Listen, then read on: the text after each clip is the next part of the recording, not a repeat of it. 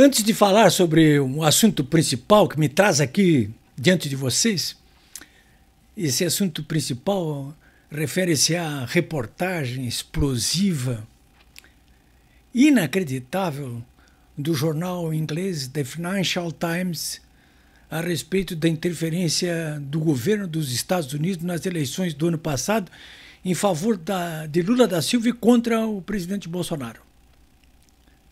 É bem assim como eu estou falando aqui para vocês.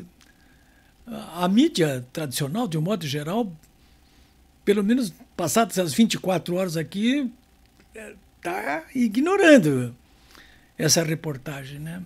Mas ela foi feita com base em investigações de uma equipe de repórteres do Financial Times e as fontes estão bem identificadas, muito bem identificadas. E a reportagem possui uma lógica interna aí a respeito da interferência do governo Joe Biden no processo eleitoral do ano passado em favor de Lula e contra o Bolsonaro. É incrível, né, senhores? Acho que é um assunto aí que não pode continuar sendo ignorado pela mídia brasileira, pelos políticos brasileiros. E principalmente pela Comissão de Relações Exteriores do Senado, né? Porque no Congresso esses assuntos ligados à política externa são de responsabilidade do Senado. É bem assim. Bom, olha, mas antes de falar sobre isso aí, eu quero registrar a presença aqui em Porto Alegre hoje, quinta-feira, dia 22, do ex-presidente Bolsonaro, né? Bom, olha, ele teve uma recepção apoteótica no aeroporto Salgado Filho, foi tietado dentro do voo comercial, depois ele esteve na Federação das Indústrias lá, num evento sobre transporte. Eu tenho um vídeo aqui que eu disponibilizei, inclusive no meu blog, polibiobraga.com.br. Vocês não vão acreditar, aqueles empresários todos ali, dezenas, centenas, correndo atrás do Bolsonaro por dentro dos salões da Fiergues lá, aos gritos de mito, mito. Poxa vida, olha, não dá para acreditar numa coisa dessas, né? Está tendo uma recepção apoteótica. Essa noite ele vai jantar com alguns empresários e políticos e amanhã, no Teatro Dante Baroni, na Assembleia Legislativa, o Bolsonaro filiará pelo menos 10 prefeitos, 10 vice-prefeitos, 20 candidatos a prefeitos. O PL, que tem hoje 10 prefeitos, quer elevar esse número para 100. Tem 50 vereadores, quer elevar para 500 vereadores. E eu não tenho dúvida de que ele vai conseguir fazer isso aí. Então ele vai falar amanhã de manhã. Tem um telão do lado de fora, né? Porque o teatro já está lotado. Os lugares que tinha lá dentro, que é para o pessoal do PL, já está lotado. Mas tem um telão do lado de fora da Assembleia Legislativa, né? Depois disso ele vai comer um churrasco no Centro de Tradições Gaúchas 35, aqui em Porto Alegre, e vai embora em seguida, de volta para Brasília. Bom, eu queria fazer esse registro para vocês aí. Eu estou dando tudo no meu blog, polibiobraga.com.br. Tudo. A mídia tradicional, de um modo geral, e até de internet, está apanhando bastante. As redes sociais, não. Está bombando aí. Muito vídeo, muita foto, né? Bom, sobre essa reportagem do Financial Times, explosiva, denunciando a interferência externa dos Estados Unidos nos assuntos internos do Brasil, no caso, o processo eleitoral em favor de Lula e contra o Bolsonaro, eu quero recomendar a vocês que deem uma olhadinha no meu blog, polibiobraga.com.br, porque ali, eu estou publicando num link próprio a reportagem do Financial Times na íntegra, em inglês. Quer dizer, você clica ali, vai direto na reportagem do Financial Times. Se tiver alguma dúvida sobre o que eu vou falar, vai ali. Fora isso, também, num outro link, eu estou publicando a reportagem, mesma reportagem, mas em português, numa publicação do site DefesaNet.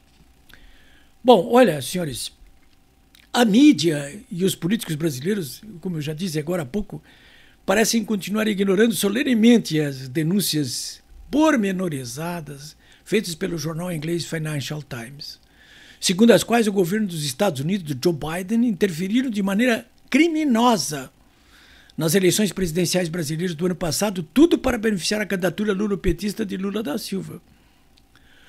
Pô, parece inacreditável. Mas a reportagem do jornal cita fontes anônimas, mas cita sobretudo fontes que se identificaram plenamente e que contaram a parte que mais interessa dessa história escabrosa de interferência de conteúdos políticos, econômicos, militares, diplomáticos e de espionagem, pura e simples, né? Porque a reportagem conta o que os americanos fizeram lá de fora dos Estados Unidos, mas não conta o que a Embaixada dos Estados Unidos aqui em Brasília fez. Olha, eu tenho muito tempo de jornalismo e de política para achar que isso vai ficar por isso mesmo, essa reportagem. Reportagens desse tipo, elas nunca se esgotam numa única edição. Tem material explosivo aí reservado. Se não está reservado, cabe aos jornalistas brasileiros, não os da mídia tradicional, porque eles já estão ignorando até isso aí, mas investigar mais aí. Qual foi o papel mesmo que jogou o embaixador dos Estados Unidos aqui durante todo o processo eleitoral do ano passado? Que história é essa? Quais foram os políticos brasileiros, magistrados, militares, generais,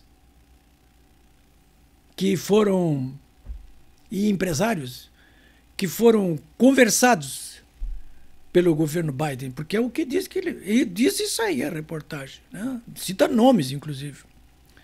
Olha, e quem aparece muito mal na foto é o ex-vice-presidente Hamilton Mourão, que hoje é senador pelo Rio Grande do Sul. O jornal relembra uma visita do Mourão, quando ele era vice-presidente, em Nova York, em julho do ano passado, quando o Mourão, segundo a reportagem, recebeu indicações de funcionários americanos sobre a preocupação com as eleições. Naquela ocasião, em julho do ano passado, Mourão, segundo Tom Shannon, olha não, um nome já identificado, Tom Shannon, na época um alto funcionário do Departamento de Estado, nessa conversa com o Mourão teria assegurado ao Tom Shannon a lisura do processo eleitoral brasileiro, que estava sendo questionado naquele momento pelo Bolsonaro, hein? Então ele teria dito, segundo o Financial Times, ao alto funcionário americano do Departamento de Estado, que, olha, não se preocupe, isso aí, o processo está correto, não tem nada de código-fonte, coisa nenhuma, isso aí está tudo certinho, sim, está tudo certinho. Ou seja, ele estaria desmentindo o próprio Bolsonaro, o próprio Ministério da Defesa, que vinha interferindo aí para obter mais informações a respeito das urnas eletrônicas, né? E diante dessas informações, então, diz o Financial Times que no dia seguinte, o governo Biden começou a conspirar junto a diplomatas brasileiros, generais brasileiros, empresários brasileiros, políticos brasileiros, com ênfase no Senado, Rodrigo Pacheco, né? No dia seguinte, começou a conspirar contra os questionamentos levantados pelo Bolsonaro, portanto, em favor de Lula da Silva, né? O Mourão, hoje, já no seu Twitter, ontem mesmo, disse, não conversei nada. Não, ele fez uma notinha lacônica ali, né? Não conversei com esse Tom Shannon. Há controvérsia, né? O fato é que o Bolsonaro, por exemplo, hoje, que está aqui em Porto Alegre, não quer nem ouvir falar no Mourão. Nem chega perto. Ele apoiou o Mourão para senador. Eu também apoiei. Votei nele, né? Alguém até me disse hoje, você não se arrepende? Olha, sinceramente, até poderia, mas não tinha como votar no candidato do PT. Não tinha como. Eu votaria até numa pedra, né? Quanto mais no Mourão.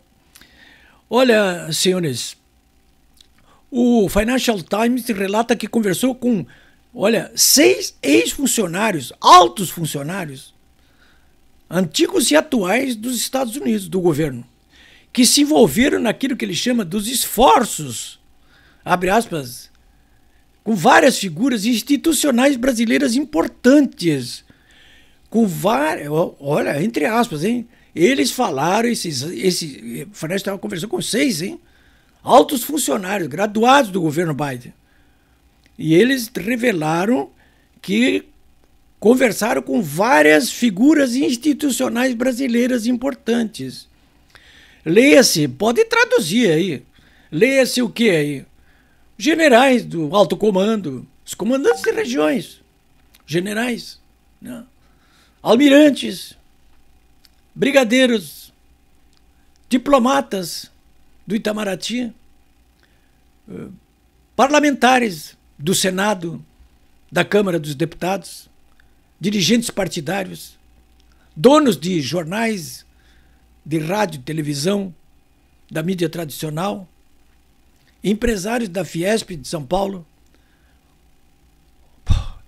Não é grave? Olha, é grave, sim, é muito grave. Ora, então o jornal diz que conversou com essa gente toda aí para reunir a história de como o governo Biden se envolveu numa, entre aspas, incomum, eles dizem, né? Incomum campanha de mensagens nos meses que antecederam a votação, usando canais públicos e privados estadunidenses. Lá mesmo e aqui dentro do Brasil. Interferência direta, né? Os Estados Unidos, em relação a essa interferência direta no processo eleitoral brasileiro de agora, eles agiram não como agiu Theodore Roosevelt, né? Com a política do Big Stick, né? É porrada para cima deles, né? Vai lá, invade, faz e acontece, né? No caso, foram mais sutis aqui, né? Os Estados Unidos não andam muito animado para mandar tropas aqui para a América Latina, né? Não fez isso até agora na Venezuela, que afronta os Estados Unidos, né? Não faria no caso do Brasil, que é coisa que funcionou dessa maneira, mais sofisticada aí que o jornal Financial Times tá colocando aí, né? Que tem, como dizia o velho Brizola, né, interesses políticos poderosos entre os Estados Unidos e o Brasil. Econômicos poderosos entre Estados Unidos e Brasil. Financeiros poderosos entre Brasil e Estados Unidos. Militares, então, nem falar. Nem falar. Né? Periga a máquina de guerra brasileira nem entrar em ação se os americanos não suprirem de insumos o que tudo depende de lá. É isso aí.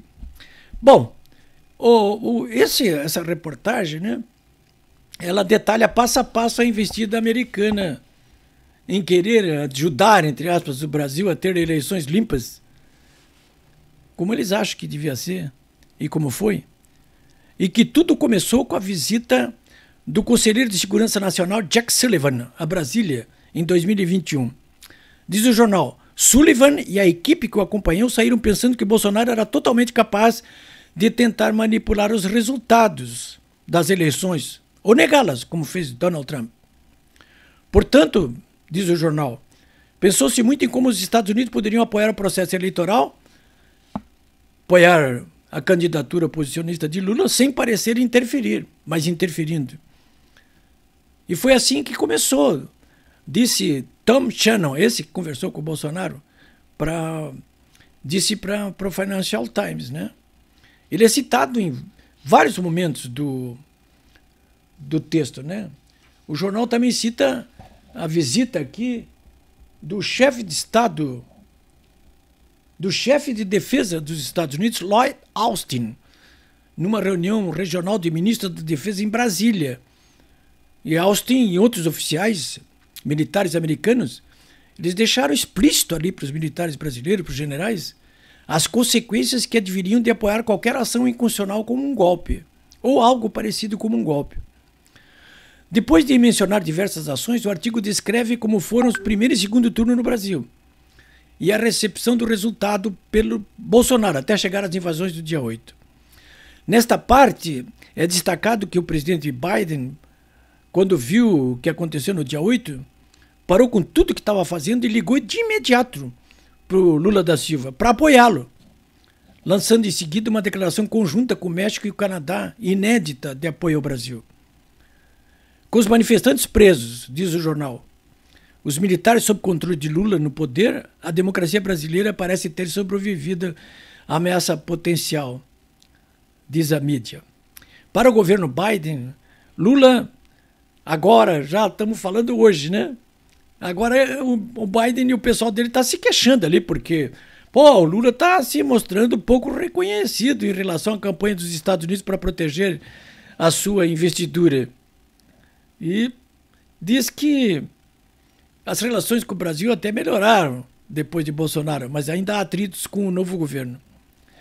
Ora, para entender tudo o que aconteceu durante o processo eleitoral do ano passado, o seu resultado, as manifestações de 8 de janeiro, a repressão do dia 9 de janeiro, e esses julgamentos todos que vêm ocorrendo aí, essa repressão aos opositores bolsonaristas, para entender tudo isso aí, o comportamento da mídia, por que os generais amarelaram, tudo isso aí, com essa reportagem fica bem esclarecido o que houve por trás aí.